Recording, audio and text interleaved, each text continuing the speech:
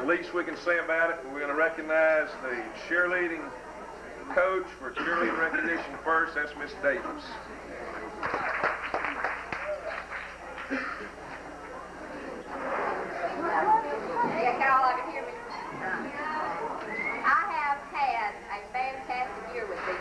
And I have, in my opinion, I think most other people, I have a fantastic squad. I've got 12 sweet little girls that have been very good and done a lot and worked very, very hard this year.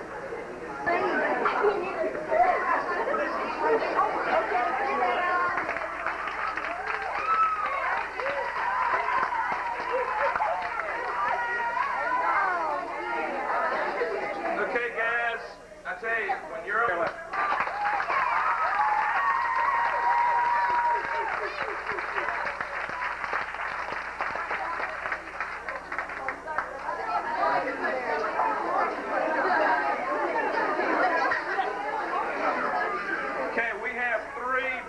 sponsors. One of them is Domino's Pizza. They sponsor us about 4 years. And Wade Sheet Metal gives us a contribution. And then the meal tonight in this facility is Skipper's Seafood 2, and they're always willing to display the plaque. So we have another one for Mr. Teddy. Give Teddy a hand.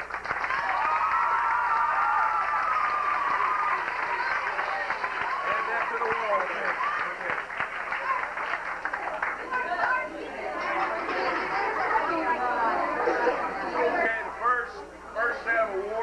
Go back to the fundraising effort. We had 5. Find out. You'll see me tonight.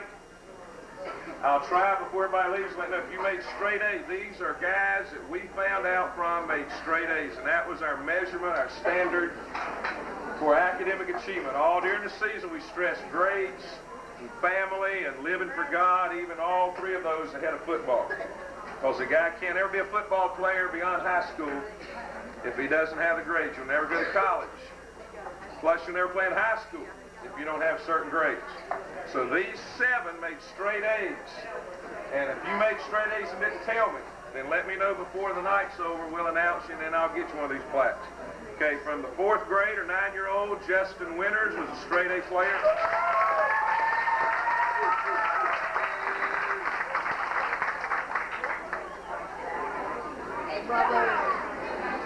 From 10-year-old, Lucas Finney was a straight A player.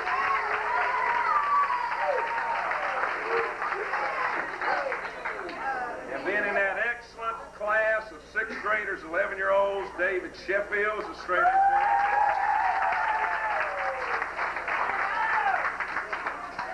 Brian Fritz was a straight A player.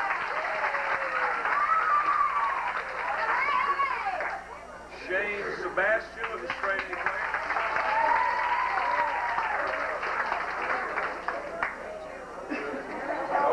Overlook the 10-year-olds. Let me come back to 10-year-old. Doug Daniels was a straight A player.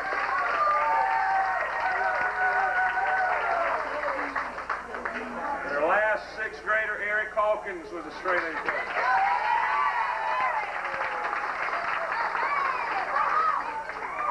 Did anybody else make straight A's on the team? I didn't find out about it. Let's just recognize you now, and then I'll get you plaque later. Anybody else make straight A's? That's all A's. We had a lot of guys that made like 1 or 2 or just a couple B's, even in academic gifting. That's tremendous. Okay, we had 5 little guys that during practice had to kind of corral sometimes, but in games they did pretty good. And that's our manager, so they always get a trophy, and here's Joey Creasy's trophy.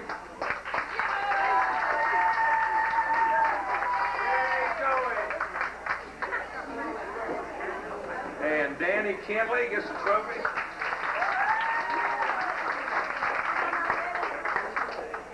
And Brett Stowe gets another trophy. And Chris Walls gets a trophy.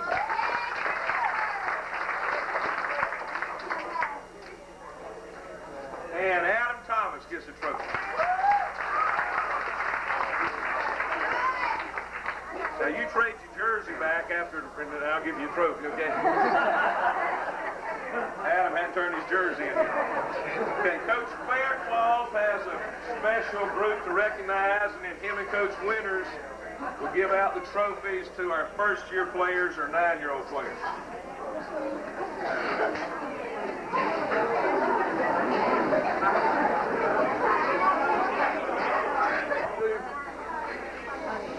Fairgrove Tiger football from now on. It's a personal achievement to where you learn what being hit and hitting somebody means. The kids that wear these shirts right here exemplify what Fairgrove Tiger football is. It's either hit or be hit and do it right with the best sportsmanship. Brian Fritz.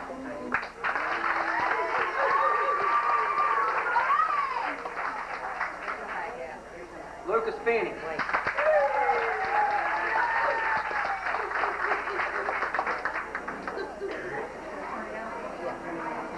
Josh Driver.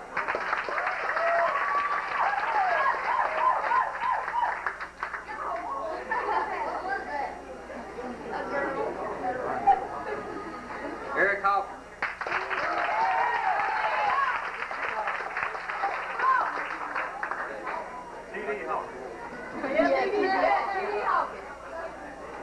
James Sebastian.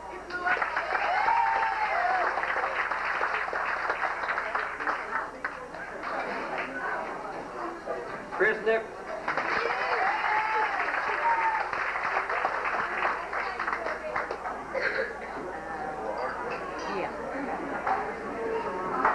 Kid right here I want to say a little bit about. This kid right here started with me when I started coaching Little League Pinto baseball, and I saw a gifted athlete coming along, and I think everybody here will see in the future Jackie Johnson. He deserves this. He's going to be a good athlete.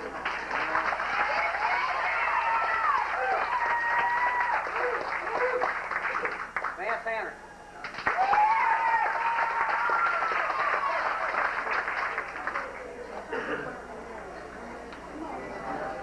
Chris Burkhardt.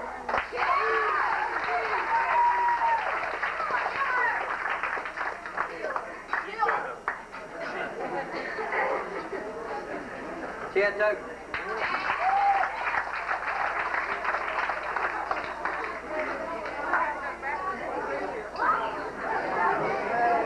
Jason Wilfong.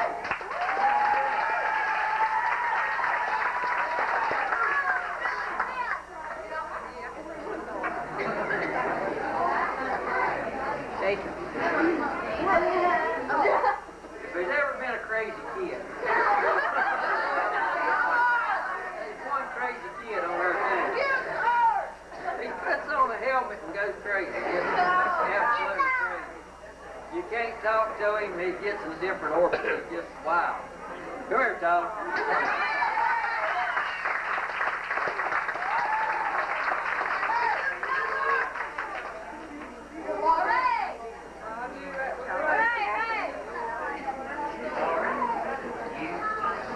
Justin Russell.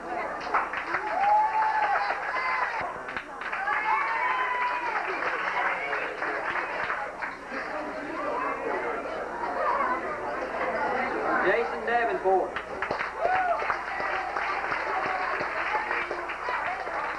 Here with the team, and I have thoroughly enjoyed working with these fellas. I've watched them grow not only as football players, but as men. And I tell you what, they're going to be great football players, and they're going to be great people in the community. That's what we're looking forward to. We're going to recognize the fourth graders now. This group of fourth graders, they've had it tough this year because they've basically been blocking dummies and tackling dummies. Justin Winters.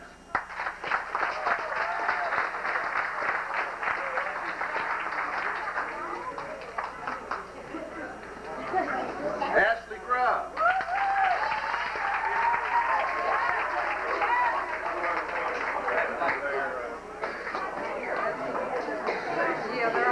Weston Creasy.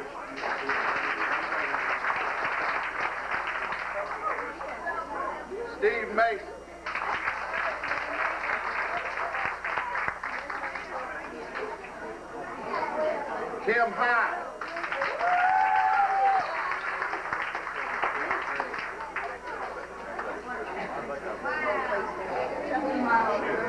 Jason Marsh.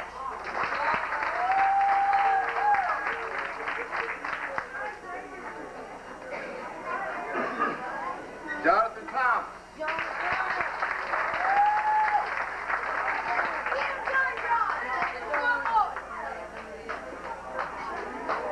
Last but not least, Doug House.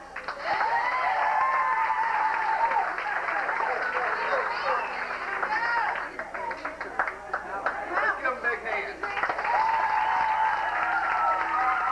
Be a part of the Fairgate Tiger team. I'm proud of each and every one of the boys. I think we've had a real excellent season this year. We finally got what we were searching for the last few years.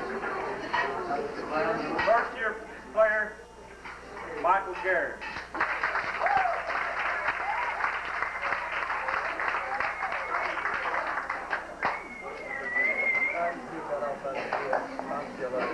Another first year player, Chad Lewis.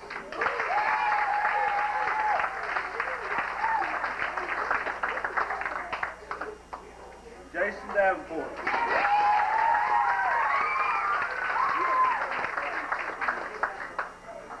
The rest of these guys, two-year players, they paid the price as fourth graders. They was blocking lefties for the fifth and sixth graders.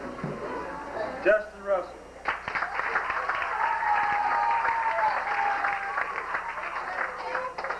They paid the price for Vance Hannah.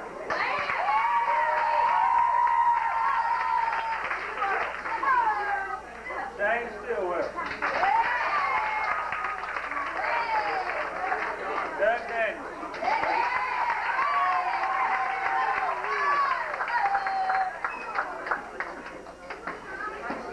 Lucas Finn.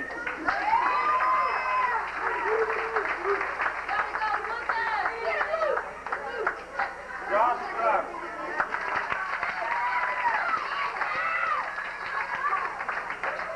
Aaron Fairclough. As you see, we keep probably 6 or 8 fourth graders every year. So we have guys, they're sixth graders that are going to be good ball players. So if they keep sticking out there and working hard, they'll be champions again one of these days, maybe next year. Good. Great that major team for the first time gave us a lot of support, and a lot of them had a lot of action. Basically, they're part of the team. Steve Floyd.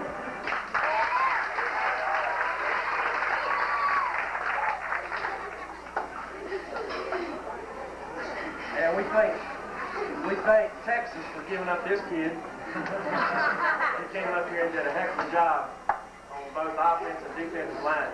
I don't know what we'd have done without him. Sheffield?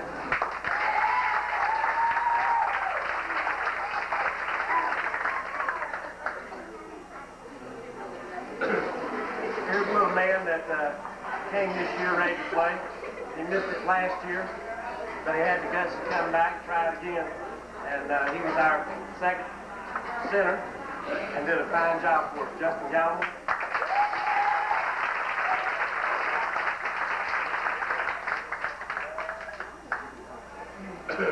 These are our second year players, okay, the sixth graders. This is first kid that I'd like to give instruction to is Chris Burkhart.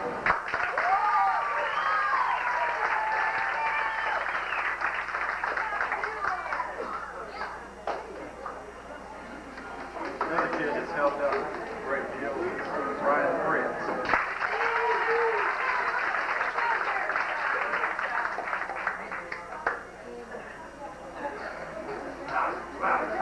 Another one that contributed a lot, and I was real proud of what he did for us this year, is Chad Toad.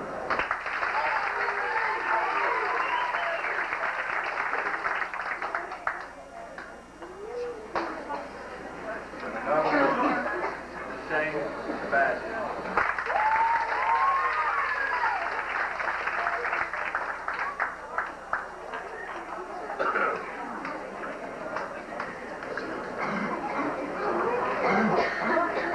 These are our 3-year players. junior, that, you know, we've coached these kids 3 years that they've been in football. We've had a lot of fun with them. We're real excited to induct their sixth grade, their sixth grade year, success like they had, Davidson County Champions. The first one is Eric Hawkins.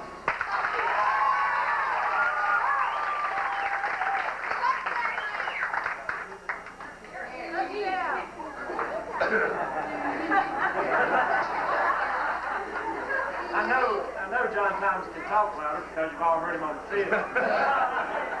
I'll stand behind and pooch him a little bit. Our next 3-year starter happened to be the biggest bull on the team this year. A good defensive player and a very good offensive lineman, Brandon Stokes.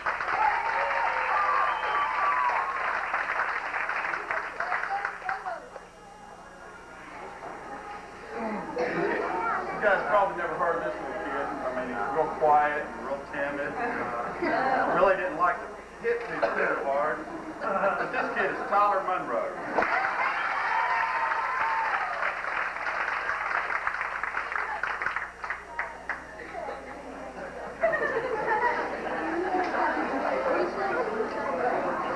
This kid, 3 years, last year coming into his own. We tried to make a tackle out of him last year, and it worked. This year, we tried to make him a tackle. Then we finally figured out, once we realized what we were doing on offense, it took us a couple of games.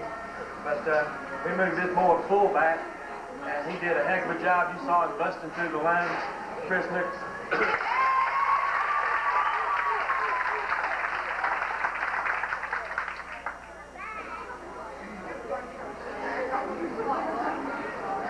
This guy played both sides of the ball, offensively and defensively. He did a heck of a job for me this year. Jackie Johnson.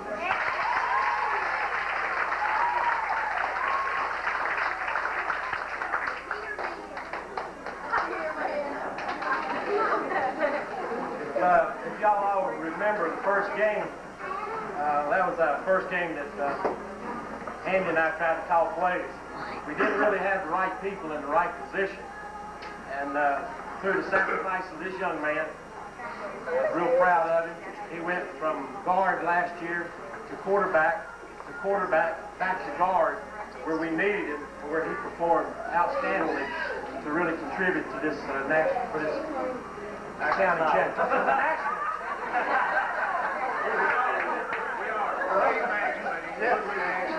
Great magazine. Jason Wilcox with it.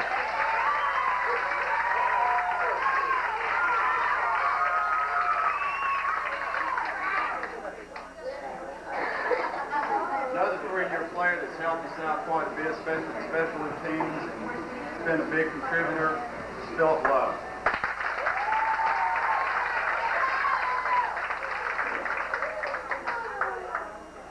This guy has started a couple of years, and you look at him, and he walks kind of funny. The kid is not fast. He scored more touchdowns than anybody in the league, and somehow the boy gets the job done. He's so quick, and when his hips move, his feet stay still. The boy's going to be something. We look forward to him in high school. Brad Heckler.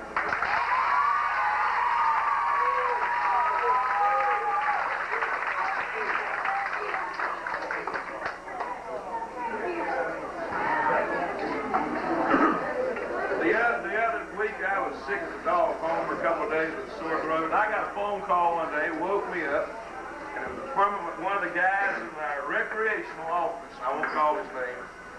But he was kind of upset and kind of thought we were a little gaudy and flaunting around this sign. There's a smaller one that's going to be used to be the logo on our jackets and t-shirts. So he called and woke me up. I had about 103 fever.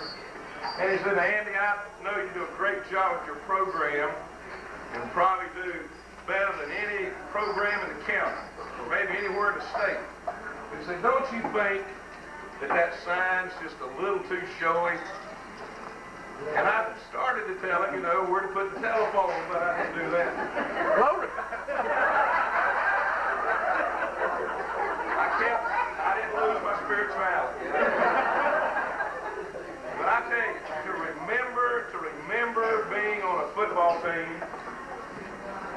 experience is the success. And maybe we do overdo it. But I believe on any level of competition where they're able to truly compete in the true sense of the word of competition, that achievers who are successful should be recognized. So I ain't going to change the sign. That's what's going to be on their jackets and shirts. They may use that.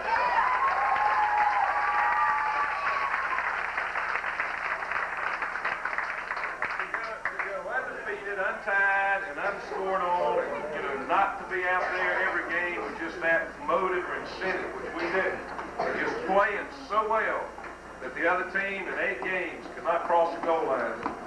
That I told the guys about the last game of the year toward the end that they would never be on a football team again in their life, and I really don't believe they ever will. They'll never be on a football team again that will be undefeated and unscored on. So it's a once in a lifetime. Probably the last team to do it was back in the 1930s when Duke University did it, and then in the Rose Bowl, they got beat by being scored on. So it just never happens in a lifetime. It's a dream season. And I really hate it. This is such a beautiful trophy. If you haven't seen it, you may want to come up and see it at the end. This has every player's name on it on the placard, every coach. We'll present that in Fairgrove School either this week or next week. Get 6th graders from Brown to come over and a little ceremony there, present that. If you people who work at Fairgrove would get to move that trophy case out of the teacher's lounge, out there in the lobby, it'd be a whole lot better where these things could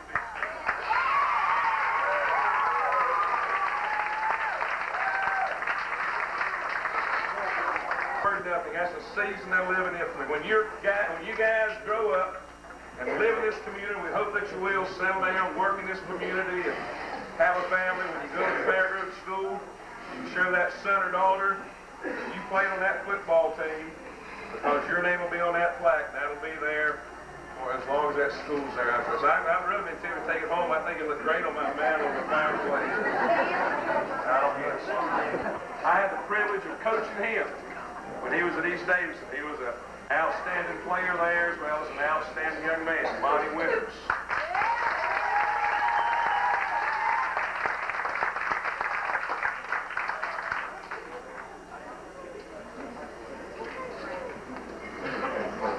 And another, first-year coach, here it is. Did a real good job with our specialty teams. And he's about as wild as Tyler, our resident Mr. Magoo, down there.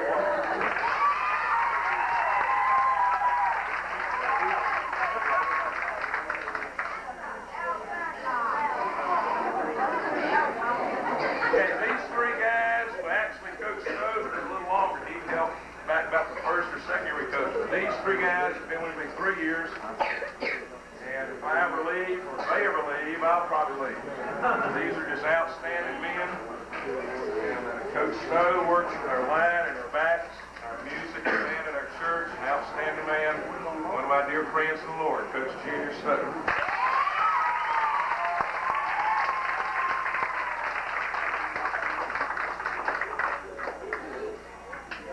This coach thought he could never call plays. When we had our chance about a year ago, we choked, the game a couple years ago. We were tight as a drum, but I saw him develop. He's a pusher, and he's loud. But I tell you, this guy loves the kids. When he gets on a kid, he does it because he loves them.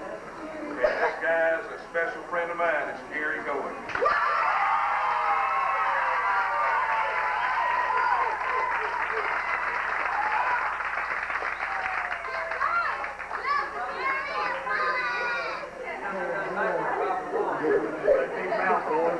There might be a Little League football team somewhere in America with an assistant coach that wears on his hand a national championship ring. In fact, his alma mater is probably going to win the national championship this year unless Colorado has something to do about it. But I don't know of any. There might be, like I say, somewhere. But I don't know the Little League football team that has a guy like John Thomas, the genius of the...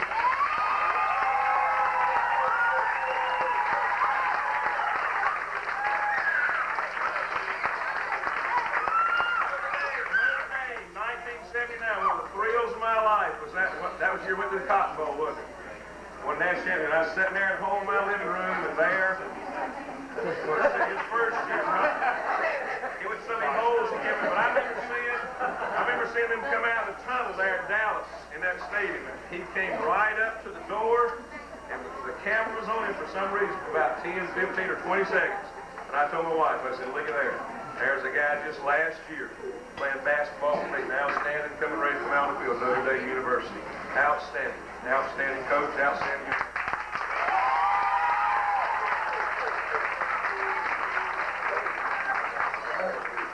Okay, the last awards is when we sat down at the end of the year and we disagree, agree, but then when it's all over, all 6 coaches unanimously agree on these picks. This is where we recognize those who achieve with a quality of leadership and success that we feel worthy of recognition. Coach Thomas will come and present first the Most Improved Player Award.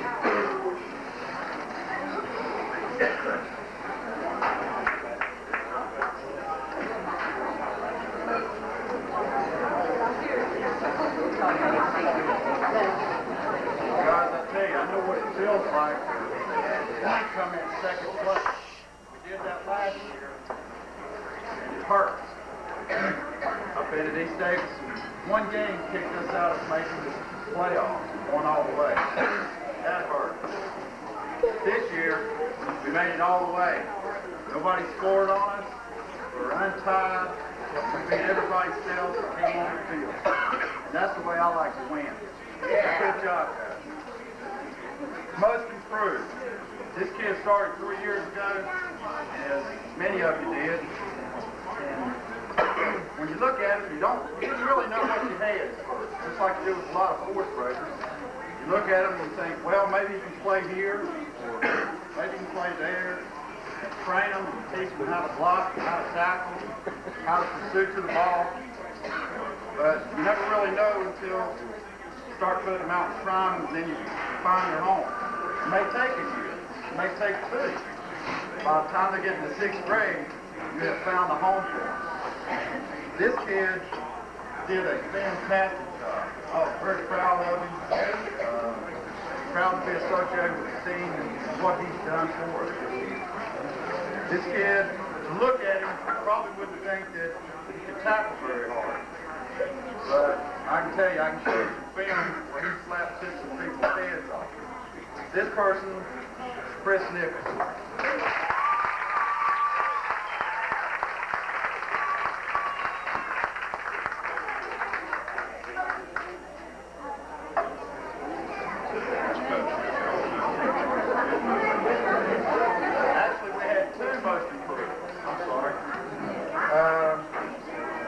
Another person that helped out, started 3 years ago, played a lot.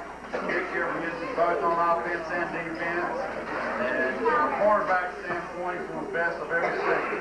Matter of fact, I think I have the best defense I've ever seen. But this person, as far as being the most improved, is Jackie Johnson.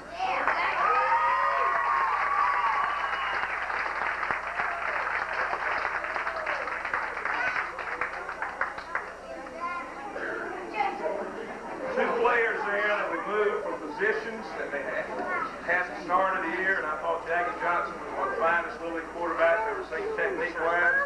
Chris Nicholson was one of the finest fullbacks I've ever seen in these years of Little League. With his execution, we felt they were most improved in those positions. Coach Goins has best offensive lineman.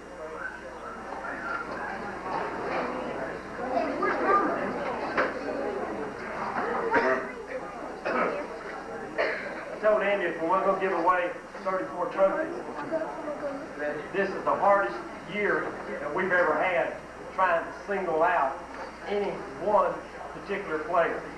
I'll share something with you. When the first couple of days I came to practice, I started looking around and said, oh Lord, this is the year we're going to catch ours. I thought this was going to be our weakest team. But it turned out we had 34 players that could play. Every one of them could play. And that's why you see so many cold awards. With these guys, everybody deserves one. Linemen, you can have the best back in the world, but them Hogs ain't making no room for them they ain't going nowhere. And if you'll notice, we didn't pass a whole lot this year. We ran right on tackle, we sweep very little. But what we do, we beat people with points, but we beat people. And that's what these kids made the home, and they busted up through there. I'd rather demoralize the team than score a lot of points. Of course, we did that too. But the first one here, the co-award, will go to Bradley Stowe.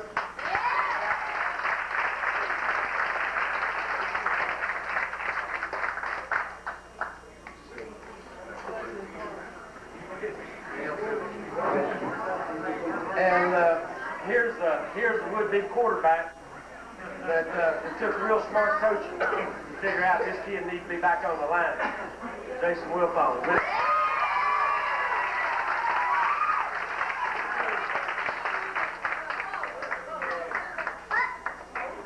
Coach Stowe presents the Best Offensive Back Award.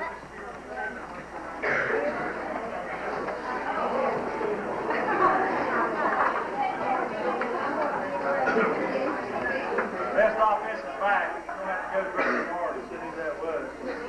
It's already been stated he had the most touchdowns this year. We got in trouble. All we had to do is hand the ball to Brad Hager. He'd be gone. I remember a couple games, he only ran the ball about 3 times and scored all 3 times. Brad Hager.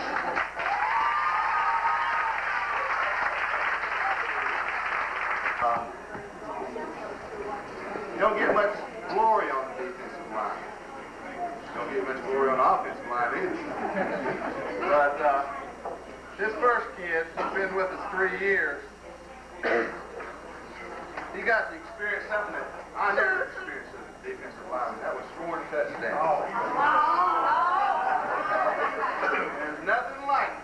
There's just nothing like it. And I'm going to miss him. I love him. He's been a great player both on defense and offense. And he's going to do a heck of a job at East Davidson, I guarantee it. Eric Hall.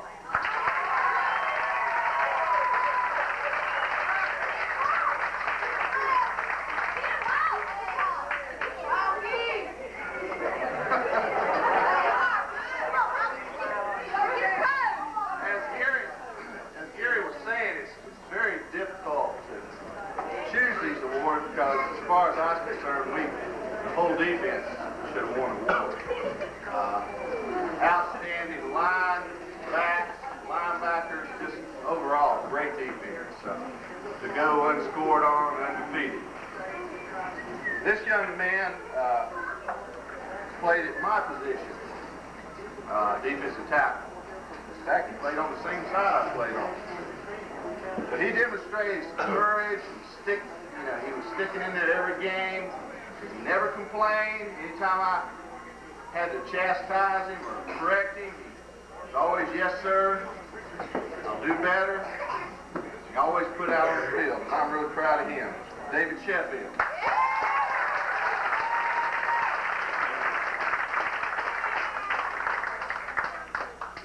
Coach Brad Palmer presents Best Defensive Back Award. Here, I don't know if any of you seen Star Wars or not. Most everybody did. Luke Skywalker was standing there looking out the window after Darth Vader had cut off his hand and trying to get rebuilt back. He had that glazed eye looking off into the future. This kid would walk on the field, when he put on the helmet, his eyes just go fixed. He had one thing on his mind, and one thing on it. I'm going to put somebody down. I'm going to put them down the right way, and I'm going to hit them so hard that they're not going to have to ask who hit them. When they wake up, they're going to know. This kid hit somebody in the game that we played at Denton. It's as hard a hit as I have ever seen in my life. For a 6th grader to hit anybody as hard as this kid hit him, and turn around and walk off himself is something that, you know, all he done is just turned around and looked for somebody else to hit. Chris Marquardt.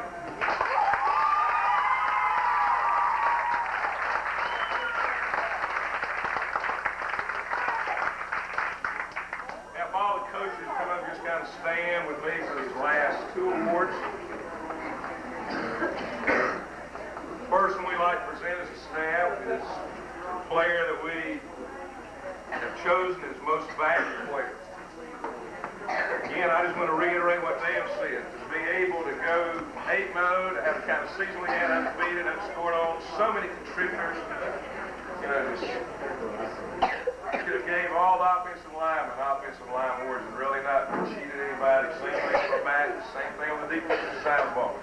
In trying to define a most valuable player, you have to kind of look at the total scope, the possibility of playing on both sides of the ball. This player did. He's a 3-year player.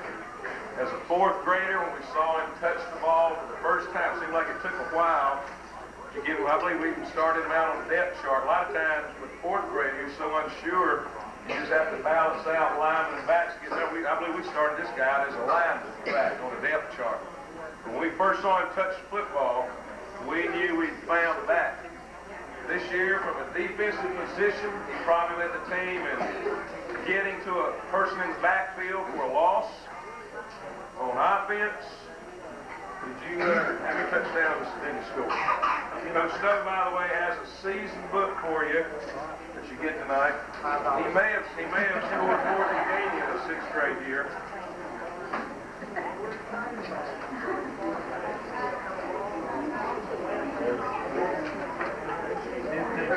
15 touchdowns, 4 extra points, some punts and kickoffs were included in there, the big touchdown in the championship game when that game was on the line. And I believe other players could be considered. And I believe in all honesty the most valuable football player on this team is Brad Heckler.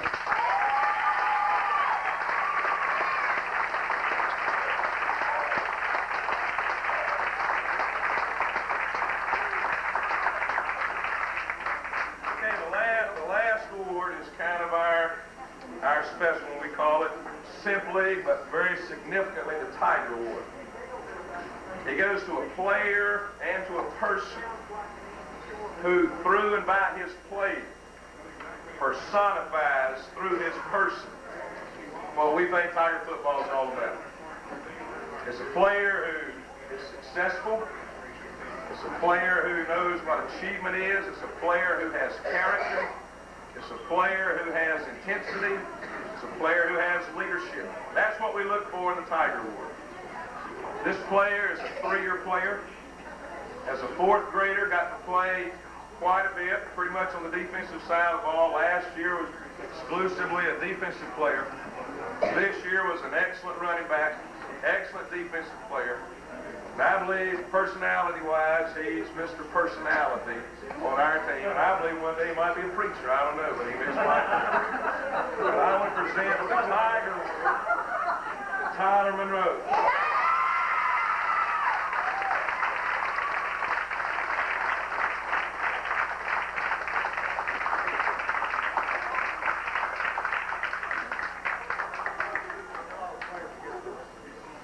Here we have a book for you. Table that gives you have a sign. We've got a sign that we're going to put up in our field house. Like one of these two, if you haven't signed it, we'll take your autograph and your number. This book for you for the season to remember it by. The parade on Saturday. A little bit later, a couple of weeks, you may get a call. We'll call you about getting your cap, shirts, whatever you ordered. In that what's that word? Stuff that you remember. That's an Eli grant. Anybody got anything to add? You've been a great following. We may have created a monster here. The more you win, it seems like in a lot of places, a lot of levels, it's more expected. These guys that leave the program, every year it's like losing part of the family. These guys have been with us 3 years that we lose are super guys. They're good students, they're good sons. Y'all be proud of them if you're their mom and dad. We're going to miss them, but we want to see them go on the Brown and then East and be great athletes and be in winning programs. Thanks for all you've done as parents, for your support. And that's all I got to say. Coach Thomas, want to say something, or any parents? What about these coaches?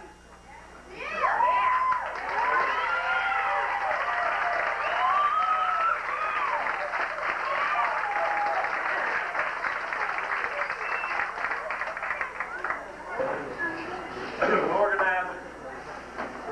fundraiser, definitely helping coach. Andy keeps us all straight. We have a tendency to stray sometimes. But, last year, Andy called us his gypsy coach. This year, we tried to stay a little closer to home, especially during football season. But this man, I wouldn't be doing it unless this man showed me the way and got everything organized. Because all we do is show up, our schedule's made, we know exactly what to do, when to do it, and we don't get 5 minutes extra. He's always looking around. This man is just something special to us as coaches. And I know for you parents, sometimes misunderstood, but this man is the king. Andy Roy.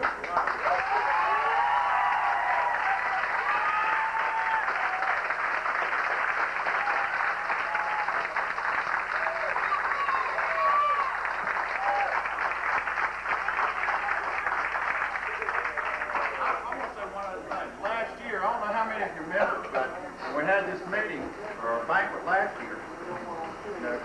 What in the world are we going to do in 1989? We don't have touchdown games. We don't have Cobb. We don't have all these big hitters. So what did we do? We took it off. Next year, we can do the same thing. These kids we've got in the 4th and 5th grade, we've already got your places.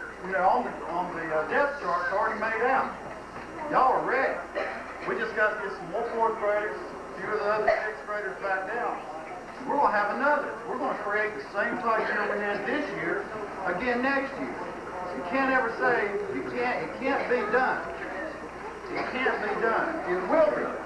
It will be done. If everybody comes back out again, we get a good turnout, we get out there and work hard, we'll repeat this year again.